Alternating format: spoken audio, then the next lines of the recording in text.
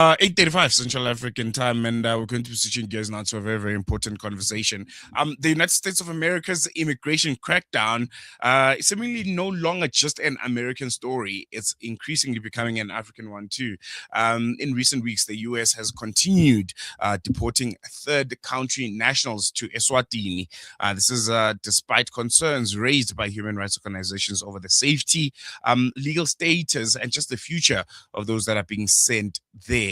Amnesty International came out. They're one of the first people that condemned this by saying that deportations raises serious questions about whether those removed could face detention, abuse, or even be sent back to countries where they are at risk. The development has also sparked a broad debate about whether African countries are being drawn into migration agreements that shift the burden of U.S. immigration enforcement far beyond America's borders. And to help us unpack the legal and humanitarian, and I think most importantly, regional implications as South Africa, well, from a South African point of view, because this is just happening next door. We'll be having a conversation, and we're going to be joined by a spokesperson for the Swaziland Solidarity Network, Mr. Lukhele. Mr. Lukhele, thank you so much for joining us. Welcome to News and Views. I really appreciate you joining us. Good morning to you and good morning to the listeners of Islam Media. No, the pleasure is all ours. I want to jump right into it. If you can just give our listeners who are not familiar with the story of Eswatini and how ultimately the kingdom of Eswatini found itself being a recipient, importing migrants from the United States of America. How did we get here? Well, you will understand that the situation in Swaziland is that the king has absolute power. He controls the country together with his family. So therefore, anything that he decides goes. So what has been happening is that the first deal was for America to deport criminals that have finished serving their sentences in America. The first batch were 5. We believe one has left already to his original country. And what then followed was another batch, again, people that have finished their serving their sentences in America. Instead of being released in America, America decided to look for a dumping ground. In this case, Swaziland became that dumping ground because there is another buffoon there in the name of the king who will look at the money that America offers, and instead of looking at the implication, not only for Eswatini, but also for its neighboring states, but he will go for the money. The first batch, for instance, and the second one was at an amount of about 100 million rands, if it's translated into rand. But we are yet to get figures of the third and the fourth, because the fourth one, we believe they are not just people that have been convicted and served their sentences in America. These are victims of a crackdown because remember, some of the media houses, in particular in the Western world, when Donald Trump does his xenophobia to migrants, it is called a nice word, a very nice word is designed for that. This is pure xenophobia in conjunction with King Mswati. So that's what is happening. I want to come back to how all of this is being received in Eswatini. How are the Swati people receiving the news that living amongst them is going to be hardened criminals who we don't know how they're going to be integrated into society, where are they going to be staying, and most importantly, how they're going to be interacting with them as the people of Eswatini. I'm sure there's a lot of concern. There is a lot of concern. We agree with Amnesty International. For instance, you can't deport someone that has already been punished by serving his or her sentence in a particular country. And instead of releasing that person, you then decide to say, no, this person must go straight to another country. That's an abuse of a human right, number one. Number two, that lack of sensitivity and security of the people of Swaziland. Because remember, the very same America in the first batch of these people that they sent to Swaziland. Again, not just to be released, but to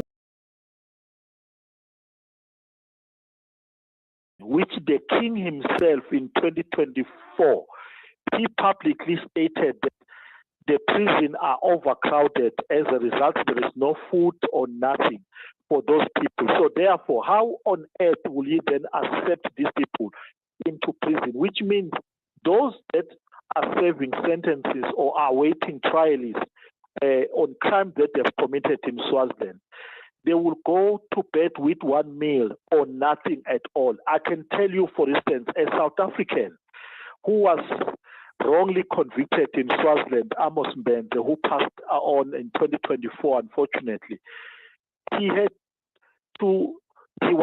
suffered a stroke with no medical assistance up until the South African government intervened. But by the time he was released, it was little too late for him.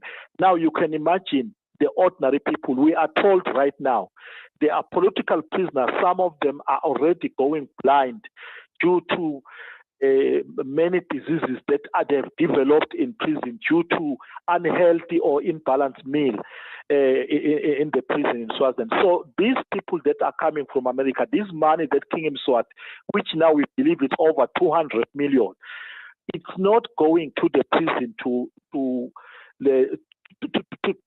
cater for the welfare of the prisoners. No, it goes straight into the king's office account. So that's the deal maker of Donald Trump, on the other hand, with his fellow traveler and a friend, in this case, King Mswati.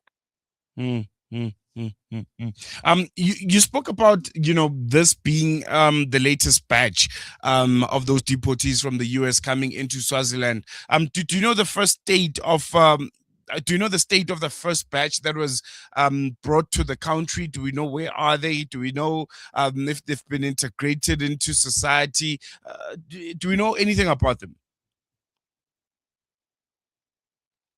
Incarcerated in Matsapa maximum prison, which is again against any form of human rights, because you can't really incarcerate someone that has already served his sentence.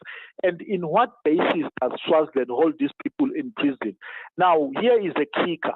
When the families of these deportees conducted the Lawyers for Human Rights in Swaziland, and one lawyer attempted to take the matter to court, and the judge and all the prosecutors in Swaziland simply wrote one line letter to say these are visitors of the king, so therefore no court in Swaziland has a jurisdiction over it. That was the end of the matter. Only two were allowed to leave because of the intervention of their families to their respective countries, which is Jamaica. I've just forgotten the other country. But the rest of them, they are still being held against their will in Swaziland. Because remember, and there is no way they can go and seek legal remedies in Swaziland, because immediately you take this matter to a high court in Swaziland, the king changes to be a king. He becomes now what? Ingwenyama, which is the lion. Now, you know what is Ingwenyama? It means you cannot take Ingwenyama to any court of law. So that's the end of it. So basically, when you talk of human rights, you talk of something that the people of Swaziland are still dreaming of, let alone these prisoners that have been brought in the country. Very concerning. Swaziland or Eswatini doesn't seem to be, the only country that is part and parcel of these migration agreements. I think we've seen similar kind of agreements involving countries such as Rwanda. I think Albania and Panama also are some of the countries in that list. Is this becoming part of a broader global trend where wealthier countries are externalizing migration management to quote unquote third world countries, and especially from Africa's point of view, just generally, what do you make of this state of affairs? Well, this is pure racism. There is no word for it. It is an insult to the people of Africa and shame to those leaders that have allowed themselves to be used as doormen of Donald Trump and some of his friends in the Western nation. Because most of these people, if you look at them, the deportees, you go to Rwanda, you go to Nigeria and all these other countries, none of the other race are there. It's only African origins that are being deported. So it tells you that if Donald Trump, for instance, could manufacture lies about the people of South Africa, that there is white genocide in South Africa. I'm here in Johannesburg myself. I've never experienced such. And majority of African people are the ones that are victim of crime and other things. But guess what? Donald Trump sees that as white genocide, and he's able to take whites to America, but deport those of African origin, regardless of their nationality. Because when he deported the first batch, his own foreign affairs minister, which is called foreign secretary, he said these people are uniquely barbaric to an extent that their own people or their own countries have refused to accept them. Yet he sees it fit to send these people to Africa, Eswatini in particular, which means the entire SADC region, let's just say, for instance, by any chance secretly the king release them and give them some status of documentation in Swaziland. Do you believe that these people won't cross into South Africa or Mozambique? Everyone is not safe in this SADC region or Africa as a whole. So therefore, we condemn this with the strongest term possible. And have there been any, any kind of engagements to try and see any remedial efforts to make sure that this doesn't become an imminent agreement where time and time again, as a Eswatini, you'll be receiving, these people coming out of the United States of America? Well, like I've indicated, that there is nothing that the people of Swaziland can do, or even if lawyers have become something like flower pots. Any case that involves the king, you cannot take the king anyway. If you insist, the possibility is that you will be forced out of the country into exile. So therefore, the situation is quite dire. That's why, for instance, here we are dealing with Donald Trump, who just decides to go and bomb together with his fellow crazy man, Benjamin Netanyahu, the entire Middle East, and displace people.